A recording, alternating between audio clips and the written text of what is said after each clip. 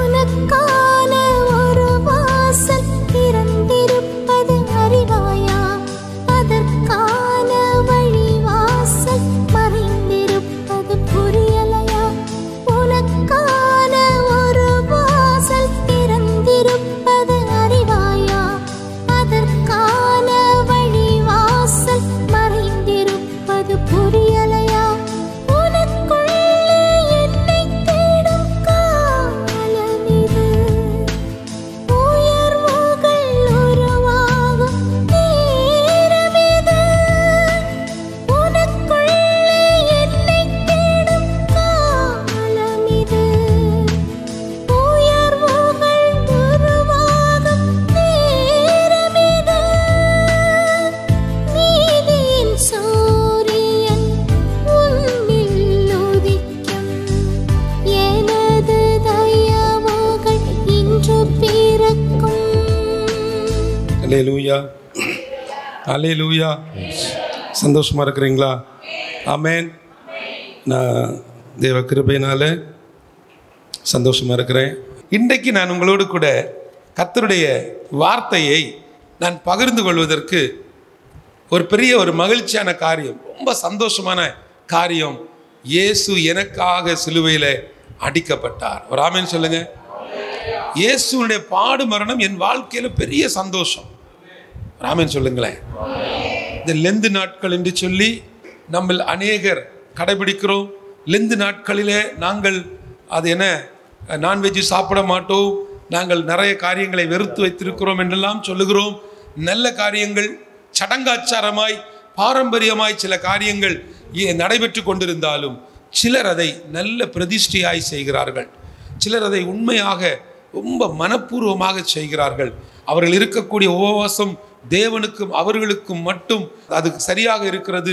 மற்றவர்களை நம்ம இதில் என்ன செய்ய முடியாது, இழுத்து கஷ்டப்படுத்த முடியாது. அதனால் நான் உங்களுக்கு சொல்லுகிறேன், இந்த நாட்களில் என் அன்பு தேவ பிள்ளைகளை, இப்படிப்பட்ட இந்த லெந்து நாட்களில், இந்த பாடு மரணத்தின் நாட்களை தியானிக்கக்கூடிய நாட்களில், இனி அந்த வெள்ளிக்கிழமை அடுத்த மாதம் அந்த குட் ஃப்ரைடே வந்தோன்னு அன்னைக்கு என்ன செய்வோம், எல்லாரும் அந்த 7 வார்த்தையை தியானிப்போம். அன்னைக்கு தியானிச்சுட்டு பிறகு அதுக்கு பிறகு அடுத்த வருஷம் இதே போல் அடுத்த குட் ஃப்ரைடேக்கு வெயிட்டிங்.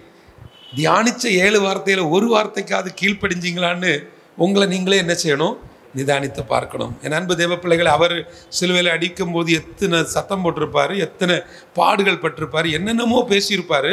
ஆனால் 7 வார்த்தைகளை பொன்மொழிகளாக எடுத்துக்கொண்டோம். அந்த 7ல் ஒன்றையாவது உங்கள் வாழ்க்கையில், என் வாழ்க்கையில் ஒரு வார்த்தையாவது நம்ம எடுத்துக்கொண்டோன்னு சொன்னால் அது நமக்கு பிரயோஜனமாக இருக்கும். ஆமென் சொல்லுங்களேன்.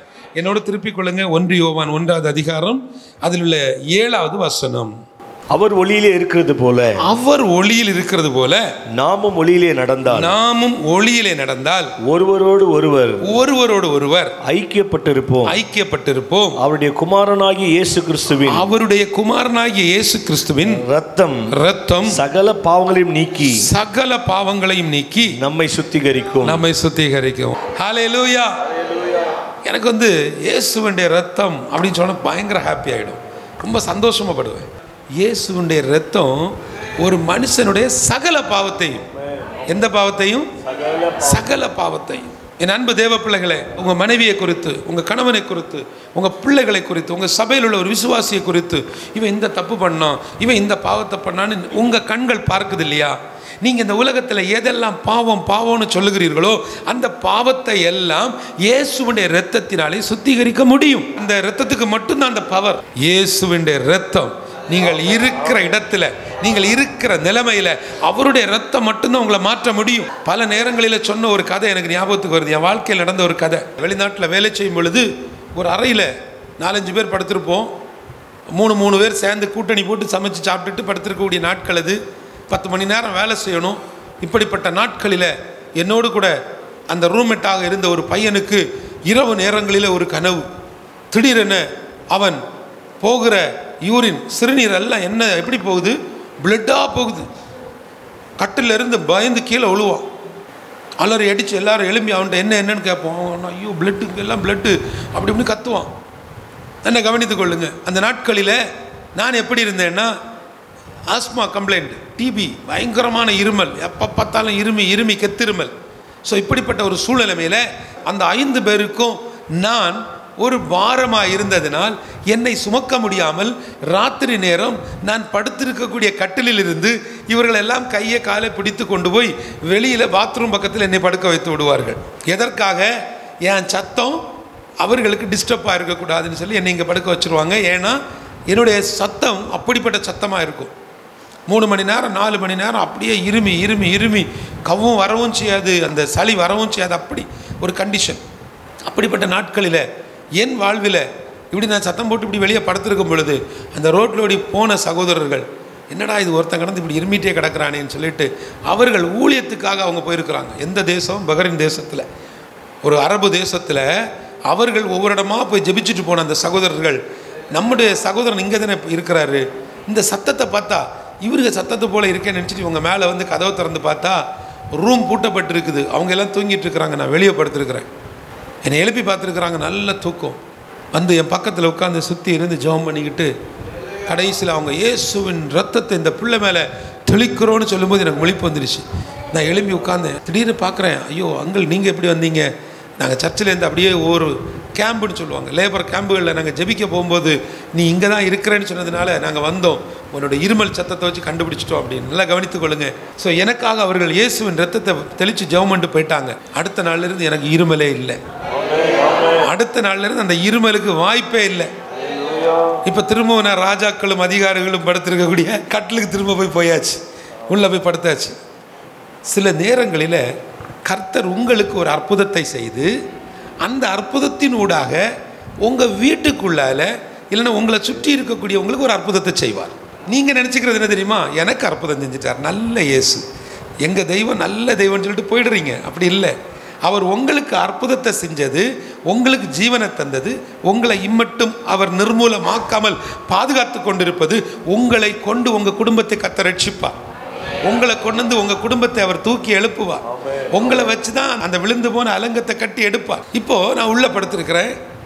என் பக்கத்து பெட்டில் இருக்கக்கூடிய சகோதரனுக்கு இந்த இரவு நேரத்தில் இந்த கனவு. அப்போது அந்த கனவில் அவன் அலறி துடித்து கீழே விழுவான். கட்டிலேருந்து டொம்முன்னு கீழே விழுவான். விழுந்தவனை எல்லாரும் சேர்ந்து தூக்கி அவனை உட்கார வச்சுருப்பாங்க. அந்த இடத்துல நான் மட்டும் அவன்கிட்ட போய் என்ன நடந்துச்சு எல்லாம் கேட்பேன். எல்லாத்தையும் கேட்டு வெளியில் கொண்டு போய் உட்கார வச்சு அவன்கிட்ட விசாரிக்கும் போது அவன் சொன்னான், இல்லைடா நான் படுத்திருக்கும்போது ஃபுல்லாக ரத்தம், என்னால் கண்ட்ரோல் பண்ணவே முடியலை, அது என்னுடைய உடம்பிலிருந்து கட்டுக்கடங்காமல் போகிற ரத்தமாக இருக்கிறது, அது யூரின் மாதிரி போகிறதுனால நான் பயந்து அலறி எழும்பிட்டேன்னா. அது கேரளாவில் உள்ள தம்பி, அவருக்கு தமிழ் படிக்க தெரியாது, ஆனால் என்கிட்ட தமிழ் புதிய ஏற்பாடு தான் இருந்துச்சு. ஸோ அந்த புதிய ஏற்பாடு அவன்கிட்ட கொடுத்து சொன்னேன், இந்த புதிய ஏற்பாடை நீ வச்சுக்கோ. அப்போ அவங்க கேட்குறேன், எனக்கு தமிழ் தெரியாதே. ஒன்றுமே தெரிய வேண்டாம், இதை நீ கூட வச்சுக்கா, நீ எப்பவும் சொல்லு இயேசுவின் ரத்தம் ஜெயம், இயேசுவின் ரத்தம் ஜெயம்னு சொல்லி அவனுக்கு இயேசு, நமக்கு ஜெபிக்க தெரியாது, எப்படி ஜெபிக்கணும்னு நமக்கும் தெரியாது, நம்ம பிரச்சனை அது, இது அவன்கிட்ட சொல்ல முடியாது. நீ சொல்லு இயேசுவின் ரத்தம் ஜெயம் சொல்லு, பரா அவன இயேசுவின் ரத்தம் ஜெயம், இயேசுவின் ரத்தம். இதே பதி நீ படுக்கும்போது என்ன செஞ்சிடணும், இயேசுவின் ரத்தம் ஜெயம் சொல்லிடணும். சொல்லிட்டு போய் படுத்தாச்சு. ஒரு பைபிள் கொடுத்துருந்தேன் பார்த்தீங்களா, இந்த புதிய ஏற்பாடை இவன் டியூட்டிக்கு வரும்போது அந்த அந்த கதவை திறப்பான். அந்த அல்மாரை திறக்கும்போது உள்ளால அவர் அவங்களுக்கு ஃப்ரெண்ட்ஸ் நிறைய பேர் அடிக்க வச்சுருப்பான். பக்கத்தில் யார் இருப்பா, இந்த பைபிள் இருக்கும். ஆனால் என்னைக்கு இந்த பைபிளை அவன்கிட்ட கொடுத்தனோ அன்னையிலேருந்து அவங்களெல்லாம் கை விட்டுட்டான். இந்த பைபிளை எடுத்து என்ன செய்வான், ஒரு முத்தம், ஏன்னா அவனுக்கு வாசிக்க தெரியாது, பைபிளை ஒரு முத்தம் கொடுத்து அங்கே வச்சுருவான். வச்சுக்கிட்டு இயேசுவின் ரத்தஞ்சம் இயேசுவின் ரத்தஞ்சம் எல்லாம் சொல்லிட்டு வருவான், போவான், படுப்பான். தேவ கிருபையினால் அந்த மனுஷனுடைய சாதாரண விசுவாசத்தை கர்த்தர் அங்கீகரித்தார். அவன் அந்த இயேசுவின் ரத்தம் சொல்ல சொல்ல சொல்ல சொல்ல அவனுக்கு அந்த கெட்ட கனவு அப்படியே போயிடுச்சு. இயேசுவின் ரத்தம் சொல்லி அவனுக்கு அற்புதம் நடந்த உடனே அவன் செய்த முதல் வேலை, உள்ள கட்டி வச்சிருந்த நிறைய விஷயங்கள், அவனா ஊர்லேருந்து சுமந்து கொண்டு வந்து வச்சிருந்த விஷயங்கள், அவனா நேசித்து வச்சிருந்த சில விஷயங்களை அள்ளி தூக்கி கட்டி அவனே கொண்டு போயிட்டான். ஹல்லேலூயா. கர்த்தருக்காக நீங்கள் நின்று அவருடைய இரத்தத்தின் மகிமையை இந்த உலகத்துக்கு நீங்கள் பிரசங்கித்தால் போதும். இந்த வசனம் சொல்லுகிறது, இயேசு கிறிஸ்துவின் இரத்தம் சகல பாவங்களையும் நீக்கி நம்மை சுத்திகரிக்கும். சில நேரங்களில் இந்த இரத்தத்தை குறித்து நான் சிந்திக்கும் பொழுது, இந்த இரத்தம் கொடுப்பதற்கு அல்லது இந்த இரத்தத்தை நான் எப்படி பார்க்கிறேன்னா, பிதா பார்க்கிறார். யாரை நம்ம இது பண்ணலாம், ஒவ்வொருத்தரையும் பார்த்துருக்கிறார்.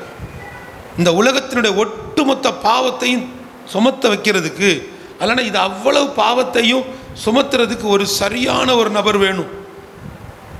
பாவம் இல்லாத ஒரு சுத்தமான ஒரு மனுஷன் வேணும். தேடி தேடி பார்க்குறாரு, ஒன்றுமே கிளிக் ஆகலை.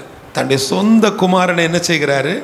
இந்த உலகத்திற்கு அனுப்புகிறார். என் அன்பு தேவ பிள்ளைகளை, வீடுகளில் உட்கார்ந்து இந்த வார்த்தையை கேட்டுக்கொண்டிருக்கக்கூடிய உங்களுக்கு ஒருவேளை இயேசுவனுடைய அன்பு, இயேசுவனுடைய இந்த இரத்தத்தினுடைய மகிமை ஒருவேளை புரிந்து கொள்ளாமல் நீங்கள் இருந்திருக்கலாம்.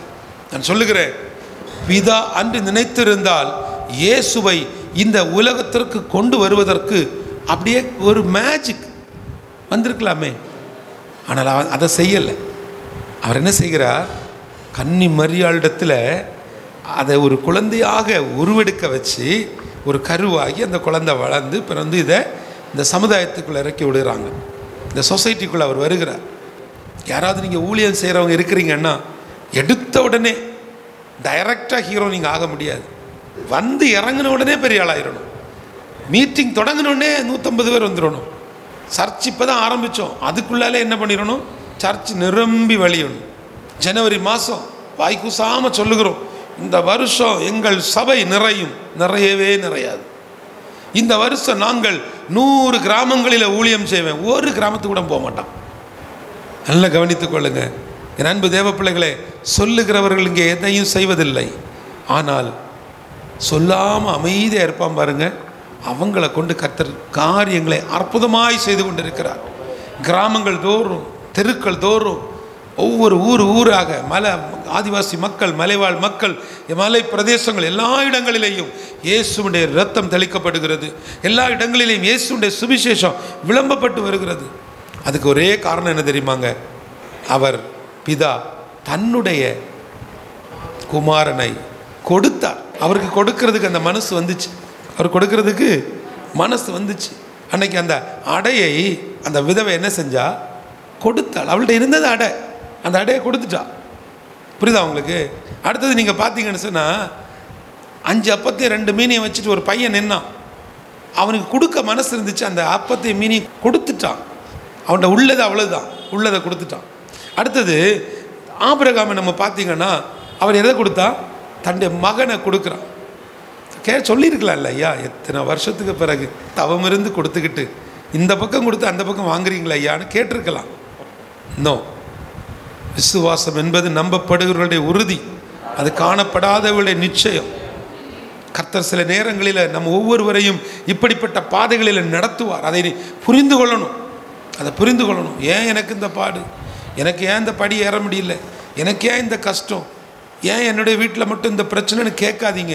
இந்த பிரச்சனைகளின் ஊடாக கர்த்தர் உங்களை புடமிட்டு தூக்கி எடுக்கிறார். இந்த பிரச்சனைகளின் ஊடாக கர்த்தர் உங்களுக்கு ஏதோ ஒரு பாடத்தை கற்றுக் கொடுக்கிறார். அதை நீங்கள் புரிந்து கொள்ளுங்க, புரிந்து கொள்ளுங்க. என் அன்பு தேவ பிள்ளைகளை, தொடர்ச்சியாக நான் பார்க்கும்பொழுது பேதுரு பார்த்தீங்கன்னா அவ்வளோ பெரிய ஒரு பவர்ஃபுல் மேன் ஆஃப் காடாக மாறி இருக்கிறார். அப்படிப்பட்ட ஒரு அப்போஸ்தலனாக மாறி இருக்கிறார். அவர் என்ன செஞ்சிருக்கிறார்? சிம்பிள் போட்டை கொடுத்தார். அவருடைய படகை இயேசுக்காக கொடுத்தார். சகையு தன்னுடைய வீட்டை கொடுத்தார். நான் வந்து சில டைம் நினச்சி பார்ப்பேன், இந்த சகையு போடி மேலே ஏறினார். என்ன சொல்கிறாரு? தான் குள்ளமானபடியினால் இயேசு அப்படிப்பட்டவரோடு பார்க்கணுன்னு தான் குள்ளமானபடினால் ஓடி போய் மரத்தில் ஏறினாருன்னு. அவர் குள்ளமானபடினால மட்டும் ஏறல, ஆள் கூட்டத்தில் போனால் அவருக்கு அடி கன்ஃபார்ம்.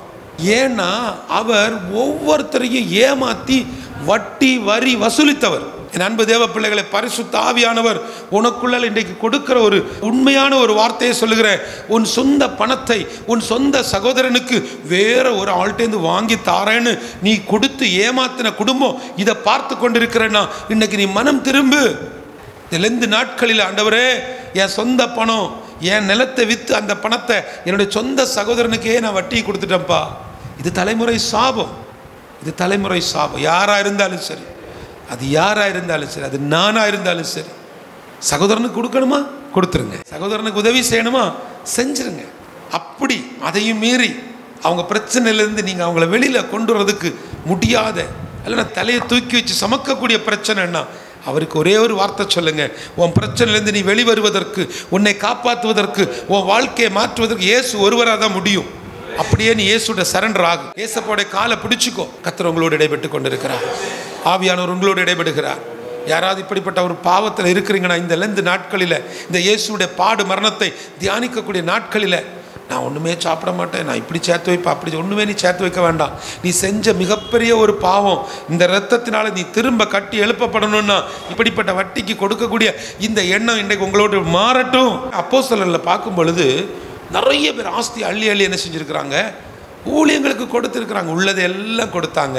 இன்றைக்கு நான் உங்கள்கிட்ட கேட்குறேன், நீங்கள் உள்ளதை எல்லாம் கொடுப்பதற்கு பதில் முதலாவது உங்கள் உள்ளத்தை கொடுங்க, இயேசுவுக்கு இடத்தை கொடுங்க, அவருக்கு உங்கள் உள்ளத்தில் ஒரு நல்ல இடத்தை கொடுங்க, அந்த இடம் அவருக்கு பெஸ்ட் பிளேஸாக இருக்கட்டும். என் அன்பு சகோதரனே, என் அன்பு சகோதரியே, இயேசுடைய ரத்தம் உன் வாழ்க்கையை மாற்றி, அந்த ரத்தம் உன்னுடைய அழுக்கான வாழ்க்கையை அழகாக மாற்றி இருக்கும் பொழுது நீ அந்த இயேசுவுக்காக ஒரு காணிக்க கொடுக்கணும்னா கூட என்ன செய்கிற, இருக்கிறதுல சின்னதாக என்ன இருக்குன்னு. அப்போ அவர் கொடுக்கும்போது மட்டும் உனக்கு பெருசாக கொடுப்பாரோ? இந்த நாட்களை உங்கள் வாழ்க்கையில் நீங்கள் ஒரு முக்கியமான நாட்களாக வைத்து கொள்ளுங்க. தனியாக ஆண்டவரோடு பேசுங்க.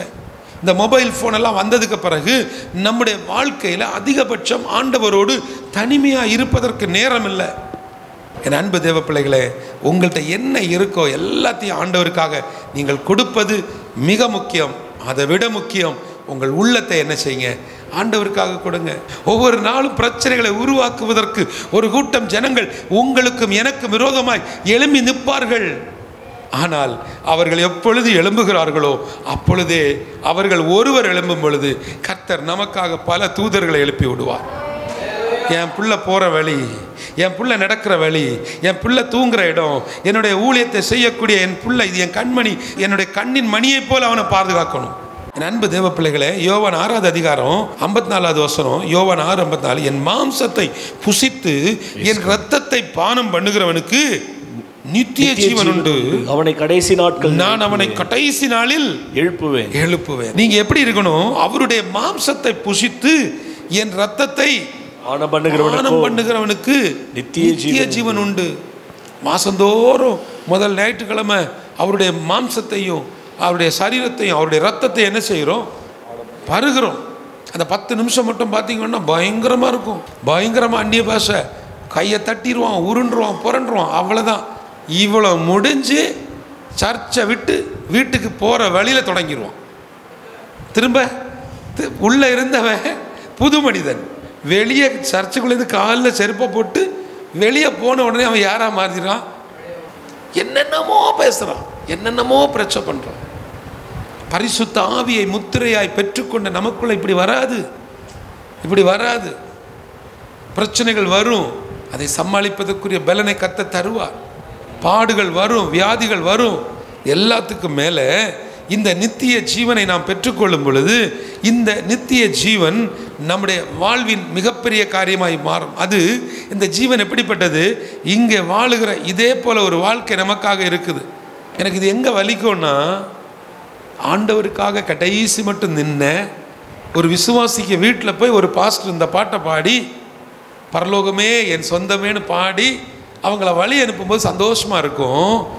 சில நேரங்களில் பாவத்தின் உச்ச கட்டத்தில் விழுந்து கிடந்து அப்படிப்பட்ட ஒரு நிலையில் உள்ள ஒரு மனுஷனுடைய மரணத்துக்கு போயும் அதே பாட்டை அதே வசனத்தை வாசித்து ஜெபிக்கும் பொழுது ஒரு தேவ ஊழியனுடைய இருதயம் எப்படி துடிக்கும் யோசிச்சு பாருங்களேன். கல்லறையில் எழுதிடுவாங்க, நல்ல போராட்டத்தை. ஆமாம், என்ன போராட்டம், வாழுகிற நாட்களில் விட முடியாத பழக்கத்தில் இருக்கக்கூடிய உங்கள் குடும்பத்தில் யார் இருந்தாலும் சரி, இந்த நாட்களில் அவர்களிடத்தில் அன்பு காட்டி அவர்களை இந்த குறிப்பிட்ட நாட்களில் இயேசுவின் இரத்தத்தினாலே அவர்கள் முழுமையாய் சுத்திகரிக்கப்பட்டு அவர்கள் ஒரு நீதிமானாய் மாற்றப்படுவதற்காக திறப்பில் நின்று நாம் ஜெபிக்கப்பட வேண்டும். என் அன்பு தேவ பிள்ளைகளே, அவர் நமக்காக என்னென்னமோ சுமந்திருக்கிறார். எவ்வளவோ காரியங்களை அவர் நமக்காக சுமந்திருக்கிறார். 3 காரியங்களை வேகமாக சொல்கிறேன், நல்ல கவனிங்களேன். அவர் எதற்காக இதெல்லாம் சுமந்தார், எதற்காக அந்த சிலுவையில் எல்லாவற்றையும் சுமந்திருக்கிறாரு? ஒரு தனி மனிதனுடைய ஒவ்வொரு காரியத்திற்காக.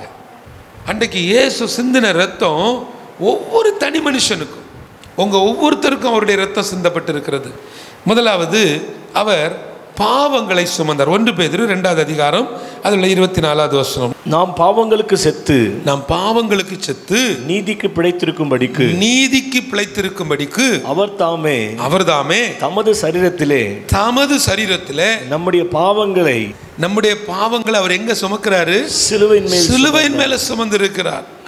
அவருடைய தழும்புகளால் குணமானீர்கள். அவருடைய தழும்புகளாலே குணமான. நல்லா கவனிங்க. இப்போ அவருடைய தழும்புகளாலே குணமாகிறோம். அதை பிடிச்சுக்கிட்டோம். எப்படி? அவருடைய தழும்புகளாலே எனக்கு குணம் வேணும். இயேசுவோடைய ரத்தத்தினால எனக்கு எல்லா சுகமும் கிடைக்கணும். ஆனால் ரத்தம் மட்டும் வேண்டாம், பாடு மட்டும் வேண்டாம், பிரச்சனை எனக்கு வேண்டாம், பாடு வேண்டாம், கஷ்டம் வேண்டாம், ஒன்றும் வேண்டாம், எதுவுமே வேண்டாம். ஆனால் அவருடைய இரத்தத்தினால நல்ல சொகுசான வாழ்க்கை மட்டும் வேணும். வசனம் சொல்லுகிறது அவருடைய தழும்புகளாலே குணமாகிறோம். என் அன்பு தேவ பிள்ளைகளே, தேவன் உன்னை முன்குறித்ததுக்கான திட்டங்கள் எப்போ நிறைவேறும்? கர்த்தர் உங்கள் மேலே வைத்த அந்த தேவ திட்டம் எப்போ நிறைவேறும்? வாழ்நாள் முழுவதும் நான் அவரை சார்ந்திருக்கிறேன், இவரை சார்ந்திருக்கிறேன், இயேசுவை சார்ந்து நீங்கள் எப்பொழுது மாறப்போகிறீங்க? என் அன்பு தேவ பிள்ளைகளே, 2வதாக அவர் பாடுகளை நமக்காக சுமந்தார். ஏசாயா 53 அதில் 4வது வசனம். மெய்யாகவே அவர் நம்முடைய பாடுகளை ஏற்றுக்கொண்டு நம்முடைய துக்கங்களை சுமந்தார். அவர் நம்முடைய பாடுகளை அவர் என்ன செஞ்சிட்டாரு? ஏற்றுக்கொண்டு அந்த பாடுகளினால் வரக்கூடிய எல்லா துக்கங்களையும் அன்றைக்கே அவர் நமக்காக சுமந்திருக்கிறார். சின்ன ஒரு முள்ளு, எப்படி சின்ன ஒரு முள்ளு, அதற்கு உட்கார்ந்து அழுதுட்டு இருப்போம். சின்ன ஒரு பிரச்சனை, அதற்கு உட்கார்ந்து கதறி கொண்டிருப்போம். யாரோ சொன்ன ஒரு வார்த்தை, அதற்கு உட்கார்ந்து அழுது கொண்டிருப்போம். அன்றைக்கு அவர் பட்ட பாடுகளில், அவர் நமக்காக ஏற்றுக்கொண்ட அந்த முள்முடி, அவர் நமக்காக அடிக்கப்பட்ட அந்த சிந்தின அந்த இரத்தத்தில் ஏதாவது ஒரு சின்ன ஒரு துகள் நாம் அனுபவிச்சிருக்கோமா? அவருடைய இரத்தத்தினால உங்களுக்கு ஒரு விடுதலை உண்டு. அதை நீங்கள் கேட்டு வாங்கணும். உங்களுக்கு காய்ச்சல் வந்து நான் டேப்லெட் சாப்பிடணுமா? அப்போ எப்படி உங்களுக்கு காய்ச்சல் குணமாகும்? இந்த லெந்து நாட்களில், இந்த பாடு மரணத்தை தியானிக்கக்கூடிய நாட்களில் சும்மா உட்காந்து இன்னைக்கு இந்த வசனம் இப்படி சொல்லுது, வசனம் எல்லாம் சொல்லிட்டு தான் இருக்குது வருஷந்தோறும். நம்ம வாழ்க்கை என்ன சொல்லுது, அங்கே என்ன வாழுது, அதை சொல்லுங்க. வாழ்நாள் முழுசு நீங்கள் எப்படி இருக்கிறீங்க? உங்களுடைய பரிசுத்த வாழ்க்கையுடைய அளவு எப்படி இருக்கு? உங்களுடைய விசுவாச வாழ்க்கை வளர்ந்துருக்கா? அதிகாலை ஜபம் இருக்கா? நீங்கள் தான் முடிவு பண்ணணும். உங்களை குறித்து நீங்கள் தான் எல்லாம் தெரிஞ்சவங்க. ஆவியானவருடைய சேலை, ஆவியானவருடைய கிரியையை மட்டுப்படுத்தாதிருங்க. Don't underestimate our holy God. சிம்பிளா மதிச்சிருங்க. நம்முடைய தேவன் பெரியவர். அவர் உங்களோடு கூட இருந்து செய்யும் காரியங்கள் பயங்கரமாக இருக்கும். உங்களை பார்க்குற எல்லாருக்கும் என்ன தெரியும்? இவன் ஒரு ஆளு அப்படிலாம் நினைச்சுக்கிறாங்க. ஆனால் அவர்களுக்கு தெரியாத ஒரு பகுதி உனக்குள் இருக்கிறது. நீ தொட்டா, ஏன்னா அவர் உன்னை தொட்டுட்டாரு, நீங்க தொட்ட அற்புதம் நடக்கும். நீங்க பேசுகிற இடங்களில அந்த வார்த்தை தீர்க்க தரிசனமாய் மாறும். உங்களை எந்த இடத்துல வெட்கப்படுத்தினாங்களோ அந்த இடத்துல கர்த்தர் உங்களை எழுப்பி நிறுத்துவார். அன்னைக்கு யாருக்கும் பதில் சொல்ல முடியாது. புரியுதா உங்களுக்கு? நல்ல கவனித்துக் கொள்ளுங்க. அவர் பாவங்களை எனக்காக சுமந்திருக்கிறார். அவர் என்னுடைய பாடுகளை, ஏன் தெரியுமா சுமந்தார்? என்னுடைய பாடுகள் எல்லாத்தையும் அவர் ஏற்றார். அவருக்கு தெரியும் இதுக்கு மேலே இந்த வண்டி தாங்காது, இதுக்கு மேலே லோடு ஏற்றக்கூடாதுன்னு அவர் என்ன செஞ்சுறாரு? எல்லா பாடுகளையும் ஏற்றுக்கொண்டு என்னுடைய துக்கங்களை அவர் சுமக்கிறார். என் அன்பு தேவ பிள்ளைகளே, லெந்து நாட்களில் சந்தோஷமா இருங்க. ஆண்டவரே, நீங்கள் உங்கள் ரத்தத்தை சிந்தின நிலத்தை நான் இன்னைக்கு உயிரோடு இருக்கேன். குட் ஃப்ரைடேன்னு சொல்கிறோம் இல்லையா? அந்த குட் ஃப்ரைடே வர்றதுக்கு முன்னாடி ஒவ்வொருவரும் ஒவ்வொரு ஆத்துமாக்களை இயேசுவுக்காக திருப்பணும். ஒவ்வொருத்தரை ரீச் பண்ணுங்க. கோல், நான் இவருக்காக ஜெபம் பண்ணுவேன், இவர் ரட்சிக்கப்படணும். இந்த வருஷம் குட் ஃப்ரைடே வர முன்னாடி ஒருத்தரையாவது ஆண்டவருக்குள்ளே நடத்தணும். கடைசியாக நான் உங்களுக்கு ஒன்று சொல்லுகிறேன். சாபங்களை அவர் நமக்கு, கலாத்தியர் 3:13, சாபங்களை அவர் அந்த நியாயப்பிரமாணத்தின் சாபத்திற்கு அவர் நம்மை நீங்களாக்கி தப்புவித்தாராம். வாசிங்க கலாத்தியர் 3வது அதிகாரம் அதில் 13வது வசனம். மரத்திலே தூக்கப்பட்ட எவனும் சபிக்கப்பட்டவன் என்று எழுதியிருக்கிறபடி கிறிஸ்து நமக்காக சாபமாகி நியாயப்பிரமாணத்தின் சாபத்திற்கு நம்மை நீங்களாக்கி மீட்டுக் கொண்டார். ஹல்லேலூயா. இந்த நியாயப்பிரமாணத்தினுடைய சாபத்திற்கு அவர் நம்மை நீங்களாக்கி இருக்கிறார். இந்த தொலைபேசியை பயன்படுத்துகிறவங்க, உங்கள் வீட்டில், உங்கள் வாழ்க்கையில் எனக்கும் தேவனுக்கும் இடைப்பட்ட இந்த உறவு, என் கணவனுக்கும் எனக்கும் உள்ள உறவு, என் பிள்ளைகளோடு நான் ஸ்பெண்ட் பண்ண டைம்ஸ், இதெல்லாம் எங்கெங்கே அடிபட்டிருக்கு. ஆண்டவர் உங்களோடு இடைபடுகிறார். என் அன்பு சகோதரனே, ஒரு பேப்பரில் எழுதணும், எனக்கு நான் இத்தனை மணிக்கு காலையில் எழும்புவேன், இவ்வளோ நேரம் எழுதிட்டு 10 வருஷத்துக்கு முன்னாடி, எப்போ 10 வருஷத்துக்கு முன்னாடி நீங்கள் எப்படி இருந்தீங்க அதை நினச்சி பார்த்து வேணும் எழுதணும். நீங்கள் அந்த 10 வருஷத்துக்கு முன்னாடி எழும்புனதில் தேவனோடு நீங்கள் இடைப்பட்ட நடந்த பேசின நேரம் அதிகமாக இருந்திருக்கும். ஆமேன். இப்போ உங்கள் நிலைமை என்ன எப்படி இருக்கு? எப்படி இருக்கு? வசனம் படிச்சியா, கேலண்டரில் படித்தேன், மெசேஜ் கேட்டியா, மொபைலில் கேட்டேன். அப்போ தேவனுக்கு உங்களுக்குள்ள direct connection missing, connection cut ஆகி போச்சு. நீங்கள் நாட் ரீச்சபிளில் இருக்கிறீங்க. திரும்ப தொடர்பு எல்லைக்குள்ளே வந்தால் தான் உங்களால் வாழ முடியும். அந்த தொடர்பு எல்லையில் வராததுனால தான் உங்கள் முகம் எல்லாம் மாறுது. ஒரு இயல்பு மனிதனாய் மாறுங்கள். பழையபடி உங்கள் அன்புக்குள்ளே வாங்க, ஆதி அன்புக்குள்ளே வாங்க. அதுக்கு இயேசுடைய இரத்தம் உதவி செய்யும். உங்கள் பிள்ளைகளோட சும்மா உட்காந்து அப்படியே டைம் ஸ்பெண்ட் பண்ணுங்கள். இயேசுடைய இரத்தம் உங்கள் வாழ்வில் ஒரு பெரிய மாற்றத்தை கொண்டு வரும். ஹல்லேலூயா, ஹல்லேலூயா. அவர் இதெல்லாம் சுமந்தாருங்க. இதெல்லாம் சுமந்தவர் இன்றைக்கு உங்களை பார்த்து ஒன்றே ஒன்று தான் கேட்குறார். மத்தேயு 12வது அதிகாரம் அதில் உள்ள 28வது வசனம்.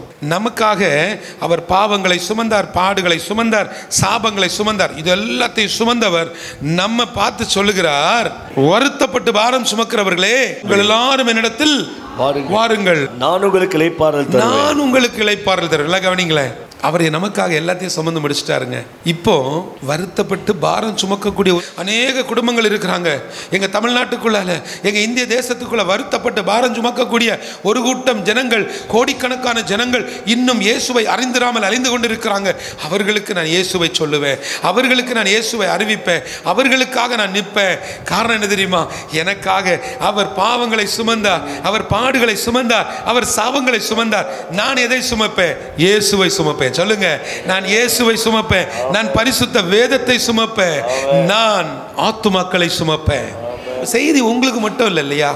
கர்த்தருடைய வார்த்தை உங்களுக்கு மட்டும் இல்லை. பேசும்பொழுது ஆண்டவர் என்னோடு இடைபடுவார். நானும் திருந்தணும், இப்போ ஆண்டவர் பேசுகிறார். எல்லா ஊழியக்காரர்களும், எல்லா தேவ மனிதர்களும், போதகர்களும் இழந்து போன, தொலைந்து போன அந்த ஆடுகளை தேடி கண்டுபிடிச்சி, அதுதான் ஈச் ஒன் ரீச் ஒன். அதுதான் ஆண்டவருக்காக நிற்கக்கூடிய காரியம். ஏன்னா இயேசு கிறிஸ்துவின் ரத்தம் சகல பாவங்களையும் நீக்கி நம்மை சுத்திகரிக்கும்.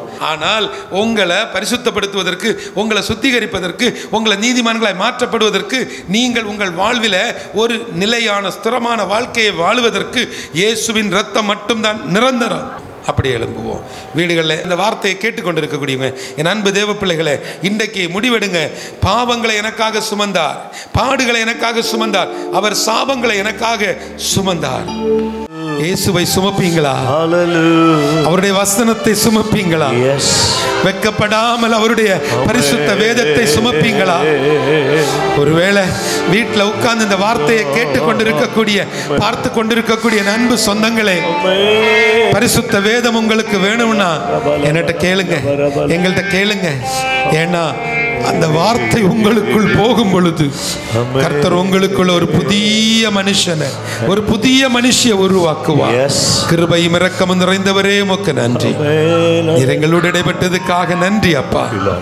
இன்றைக்கு நீர் எங்கள் அநேகரை உம்முடைய வார்த்தையினால தொட்டிருக்கிறேன். உம்முடைய மகிமை உள்ள கரம் எங்களை தொட்டிருப்பதற்காக நன்றி ஆண்டவரே. இயேசுவினுடைய இரத்தம் இன்றைக்கு எங்களுக்காக சிந்தப்பட்டிருக்கிறது. நன்றி ஆண்டவரே. தயவு செய்து இந்த நேரம் இருதயத்தில் கைகளை வச்சு, ரட்சிக்கப்படாத, ரொம்ப வருஷமா ரட்சிப்புக்காக நீங்க கதறி கொண்டிருக்கக்கூடிய அந்த ஒரு ஆத்மாவை உங்க கண்ணு முன்னாடி கொண்டு வாங்களேன். அருமையான பாஸ்டர், உங்க சர்ச்சில் இருந்து ஒரு சின்ன மனஸ்தாபத்தோட ஒரு குடும்பம் வெளியே போச்சு இல்லையா? ஒரு சகோதரி கோவிச்சுட்டு போனாங்கல்ல, ஒரு சகோதரன் நல்ல மனுஷன், நல்ல பிஸ்னஸ்மேன், அவசரப்பட்டு சொன்ன ஒரு வார்த்தை நிமித்தம் உங்க சபையை விட்டு போனார் இல்லையா? அந்த ஆத்மாவை இப்போ உங்க கண்ணு முன்னாடி கொண்டு வாங்க. இந்த வருஷம் இந்த குட் ஃப்ரைடேக்கு முன்னதாக அந்த ஆத்மா உங்களை வந்து சேரும், உங்க சபைக்குள்ள வந்து இருக்கும். உங்க குடும்பத்துக்குள்ள நீங்க கோவிச்சுட்டு போன அந்த நபர் யாரா இருந்தாலும் அவங்க உங்களை தேடி வருவாங்க. ஒரு ஆத்மாவின் ரட்சிப்புக்காக ஒரு நிமிஷம் சொல்லக்கூடாதா? ஆண்டவரே, அந்த மனுஷனுக்கு பேரை சொல்லுங்க, அந்த மனுஷியோட பேரை சொல்லுங்க. ஒருவேளை நீங்க யாராவது போதகரிடத்துல, தேவ ஊழியரிடத்துல மனஸ்தாபப்பட்டிருக்கலாம், அவங்க பேரை சொல்லுங்களேன், ரகசியமா சொல்லுங்க. ஆண்டவர்கிட்ட சொல்லுங்க, ஏசப்பா, இந்த பாஸ்டர் மேல எனக்கு ஒரு மன வருத்தம், நான் அதனால கோவிச்சுட்டு வந்துட்டேன்னு. நீ கோவிச்சுட்டு வந்தது ஒரு சபையா இருக்கலாம். இன்றைக்கு பரிசுத்த ஆவியான ஆவியானவர் உங்களை சேர்த்து வைக்க போகிறார். இயேசுவின் ரத்தம் உங்களை உடன்படிக்கை ஒருமனமாக்க போகுது. நீங்க ஒப்புரவாக போறீங்க. ஓ, ஒரு பாவியினுடைய மறந்து நிமித்தம் அந்த பரலோகம் களி கூர்ந்து கொண்டிருக்கிறது. உமக்கு நன்றி செலுத்துகிறோம் ஆண்டவரே. எங்களுடைய இடைப்பட்டதுக்காக நன்றி அப்பா. துதி கனம் மகிமை எல்லாவற்றையும் அப்பா ஒருவருக்கே செலுத்துகிறோம். இயேசுவின் மூலம் ஜெபிக்கிற நல்ல பிதாவே, ஆமென். ஆமென். சேர்ந்து சொல்லுவோம். என் ஆத்துமாவே கர்த்தரை ஸ்தோத்திரி, என் முழு உள்ளமே பரிசுத்த நாமத்தை ஸ்தோத்திரி. என் ஆத்துமாவே கர்த்தரை ஸ்தோத்திரி, கர்த்தர் செய்த சகல உபகாரங்களை மறவாதே. ஆமென். நம்முடைய கர்த்தராகிய இயேசு கிறிஸ்துவின் கிருபையும் அன்பும் சமாதானமும் சந்தோஷமும் பராமரிப்பு பாதுகாப்பு வழிநடத்தும் ஆமென். ஹalleluya. ஹalleluya. Praise God. Thank you Lord. Thank you Lord. வெறும் 10 ரூபாய்க்கு டேஸ்டியான ஃபர்ஸ்ட் கிளாஸ் பிரீமியம் லஞ்ச், அதுவும் நம்ம நாஞ்சில் நாட்டுல. எஸ், நம்ம கன்னியாகுமரி மாவட்டத்துக்கு பெருமை சேர்க்கும் மற்றொரு மணிமகுடமாய் 2025 ஆகஸ்ட் 15 முதல் ஹெவன்ஸ் கார்டன் உணவு, உறைவிடம், முதியோர் பராமரிப்பு ஆகியவற்றிற்கான லாப நோக்கமற்ற மனிதநேய சேவை நம் நாஞ்சில் நாட்டு மண்ணில் வருகிற ஆகஸ்ட் 15 முதல் முதியோருக்கான நம்ம ஹெவன்ஸ் கார்டனில் பகல் நேர முதியோர் பராமரிப்பு, உழைப்போருக்கான 10 ரூபாய் மலிவு விலை மதிய உணவு மற்றும் வேலை மற்றும் பணியின் காரணமாக கன்னியாகுமரி வருவோருக்கு உணவு, தங்குமிடம் போன்ற கவலைகளுக்கு நிரந்தர தீர்வாய் இருக்கவே இருக்கு ஹெவன்ஸ் கார்டன். இனி வரும் தலைமுறைக்கான பரலோக முதலீடு. ஃபார் மோர் டீடைல்ஸ் கால் 7397717397. ஊழியம் செய்வது பாக்கியமே, அதன் பலனோ என்று